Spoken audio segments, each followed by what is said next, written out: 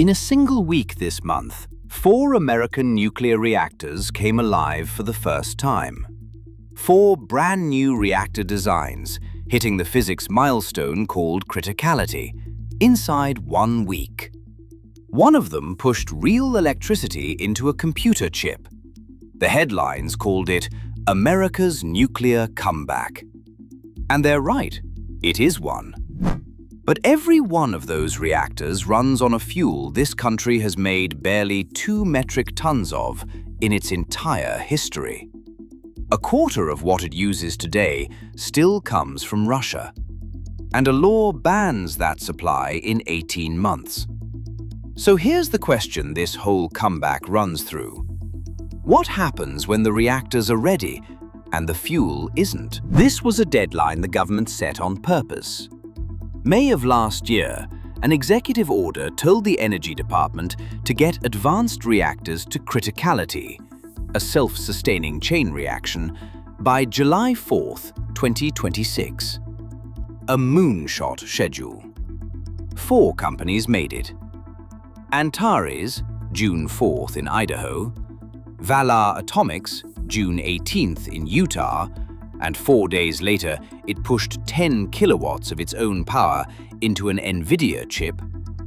Deployable Energy, July 1st, HALEU Atomics, 12:20 in the morning on the 4th of July, right on the buzzer. But here's the part the headlines skipped. And it changes everything that follows. Every one of those 4 reached what engineers call zero-power criticality. The reaction sustains itself, but the reactor makes almost no usable electricity. Valar's 10 kilowatts? That's a couple of hair dryers, not a data center. And not one of the 4 can legally sell a single watt yet. Each still needs a separate license from the NRC. The comeback is real. It's just earlier than it looks. And make no mistake, the comeback underneath the headline is real. 2 shut-down plants, Palisades and Crane, are being paid to come back to life. TerraPower just broke ground in Wyoming on the first non-water-cooled commercial reactor America has ever permitted. Washington's goal? Quadruple the reactor fleet by 2050, the fastest nuclear expansion in 2 generations. Which is exactly why the ground shifts. Run hundreds of new reactors, and you have to feed them. And most of these advanced designs won't run on ordinary fuel. They need a special, more concentrated fuel called HALEU. The Energy Department's own estimate, America needs 40 to 50 tons of it a year by the early 2030s. The one American company making it commercially, Centrus, has produced, in its entire history, under 2 tons. That's the wall. And it gets worse before it gets better. Here's the part nobody covering the reactor headlines is telling you, and it's the most important 90 seconds of this video. That fuel isn't just scarce. A quarter of America's enriched uranium still comes from Russia. And a law shuts that door on January 1st, 2028. Waivers are propping it open right now, then it closes. Now, regulars know how this channel works. I make a call, then we watch it land. Back in my 2nd episode, I told you America would not cleanly replace Russian fuel by that 2028 ban, that it would lean on allies and waivers instead.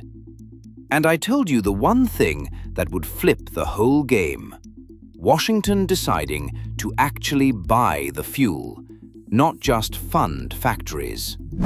2 weeks ago, it happened.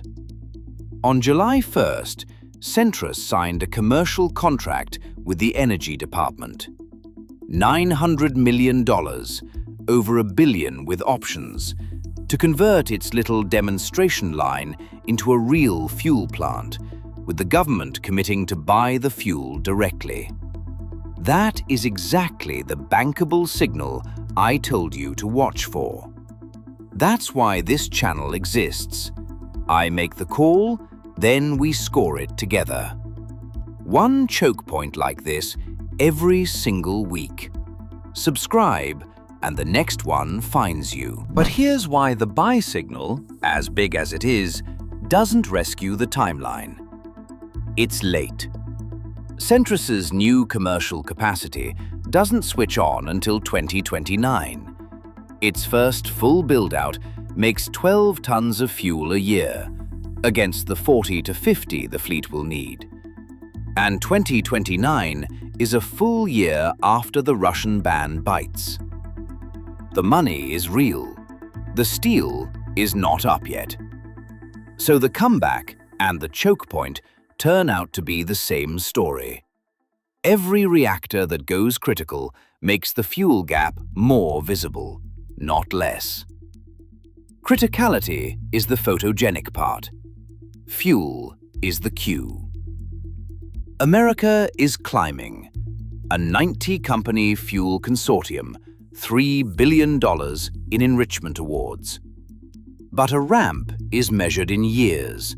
The ban is measured in months. So here's the call. The nuclear comeback is real, and it accelerates from here. First, commercial power from one of these advanced reactors reaches an American grid before the decade is out. But fuel stays the binding constraint deep into 2029. America does not cleanly replace Russian enrichment by the January 2028 ban. It bridges with allied fuel and waiver extensions while Centrus ramps. My weight? 70-30. Watch two things. 1. The buyer scales. If the Energy Department turns that single Centrus contract into a wave of them, bulk buying fuel the way it just started to, the wall cracks years early. And I'm wrong in the best possible way. 2. Demand blinks.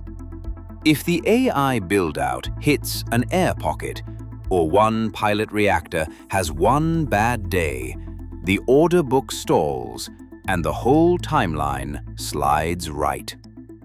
For a decade, we treated the fuel as a boring footnote. 4 reactors in a week just proved the reactors were never the hard part. Here's the thread to pull.